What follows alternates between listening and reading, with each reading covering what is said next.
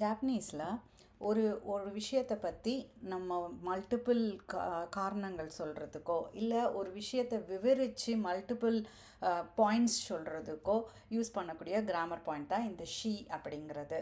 இது எப்படி யூஸ் பண்ணலாங்கிறது பார்க்கலாம்.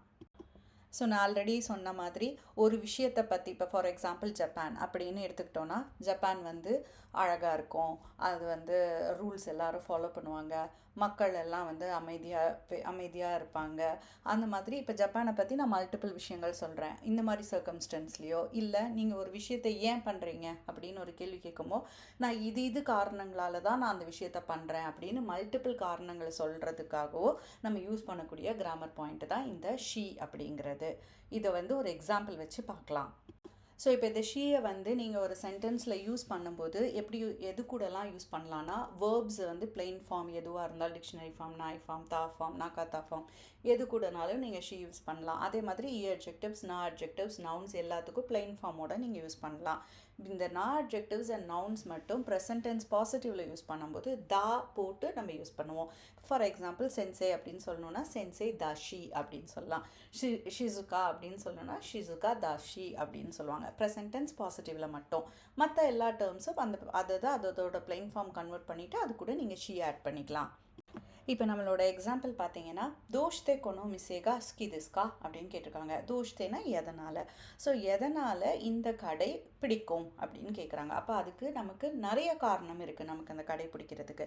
ஸோ நம்ம அந்த காரணங்களெல்லாம் லிஸ்ட் அவுட் பண்ணுறோம். ஸோ அந்த கொனோ மிசேவா இந்த கடை வந்து யசுஷி அது ரொம்ப சீப்பாக இருக்குது, ஒய்ஷிஷி அது ரொம்ப டேஸ்டியாக இருக்குது, எக்கி கராமோ சிக்காய் தேஸ் அதாவது ஸ்டேஷனில் இருந்தும் பக்கத்தில் இருக்குது அப்படின்னு சொல்கிறாங்க. ஸோ மோஸ்ட்லி இந்த ஷீ கூட வந்து இதுவும் ஆட் ஆன் ஆகுது அப்படின்னு சொல்கிறதுனால இந்த மோ பார்ட்டிக்கிள் வந்து அதிகமான இடங்களில் கூட வரும்.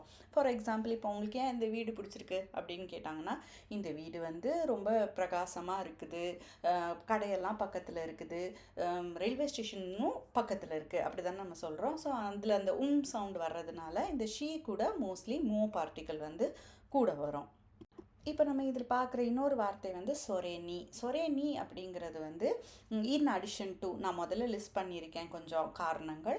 இன் அடிஷன் டு தட் மேலும் அப்படின்னு நம்ம தமிழில் சொல்கிறோம்ல அந்த அர்த்தத்துக்கு தான் இந்த சொரேனி வரும். மேலும் அப்படின்னு சொல்லிட்டு நம்ம இன்னொன்று காரணம் சொல்கிறதுக்கு நம்ம யூஸ் பண்ணலாம். இப்போ போன எக்ஸாம்பிள்லேயே கொனோமிசேவா யசுஷி இந்த கடை வந்து சீப்பாக இருக்குது, ஒய்ஷி திஸ் அப்படின்னு அந்த சென்டென்ஸை முடிச்சிட்டாங்க. இந்த கடை வந்து சீப்பாக இருக்குது, டேஸ்டியாக இருக்குது. சொரேனி மேலும் அது வந்து ஸ்டேஷனில்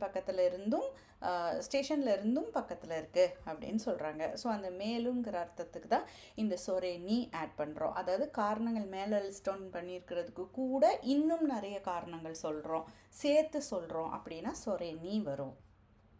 சொரேதேன்னு ஒரு வார்த்தை இருக்குது. சொரேதேங்கிறதுக்கு அர்த்தம் வந்து தமிழில் டிரான்ஸ்லேட் பண்ணனா அதனால தான் அப்படிங்கிற மாதிரி. ஸோ வந்து இப்போ நம்ம நிறைய ரீசன்ஸ் லிஸ்ட் அவுட் பண்ணி அதனால தான் நான் இந்த செயலை செய்கிறேன் அப்படின்னு நம்ம சொல்லி முடிக்கணும்னு வச்சுக்கோங்களேன். அப்போ நீங்கள் இந்த சொரேதே யூஸ் பண்ணலாம். இப்போ நம்ம போன சென்டென்ஸ்லேயே நமக்கு ஏன் அந்த கடை வந்து பிடிக்குங்கிற காரணங்கள் எல்லாத்தையும் சொல்லிட்டோம். அதுக்கப்புறம் அதனால தான் எனக்கு அந்த கடைக்கு நான் அடிக்கடி போவேன் அப்படின்னு சொல்கிறாங்க. ஸோ சொரேதே கொனோமிசேனி ஓகே கிமாஸ் அப்படின்னு சொல்கிறாங்க. ஸோ இந்த சொரேனிங்கிறது ஆல்ரெடி லிஸ்ட் அவுட் பண்ணியிருக்கிற காரணங்களோட மேலும் காரணங்களை ஆட் ஆன் பண்ணுறதுக்கு யூஸ் பண்ணுறது.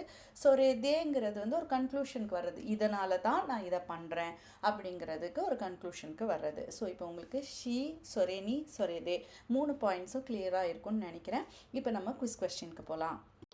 ஸோ இந்த குவிஸில் வந்து இந்த ஃபில் இன் தி பிளாங்க்ஸ் ஃபார்மேட்டில் இருக்குது. ஸோ இந்த சென்டென்ஸில் இந்த இடத்துல சொரேதே வருமா, சொரேனி வருமா, ஷீ வருமா அப்படிங்கிறத நீங்களாக யோசித்து பார்த்துட்டு எனக்கு கமெண்ட்ஸில் சொல்லுங்கள். இந்த கிராமர் பாயிண்ட்ஸ் உங்களுக்கு பிடிச்சிருந்தது, இதே மாதிரி நிறைய கிராமர் பாயிண்ட்ஸ் உங்களுக்கு தெரிஞ்சுக்கணுன்னு இருந்துச்சுன்னா யூடியூப்பில் நம்மளோட சேனலை வந்து சப்ஸ்கிரைப் பண்ணுங்கள், லைக் பண்ணுங்கள், ஷேர் பண்ணுங்கள் இந்த வீடியோஸை. தேங்க்யூ.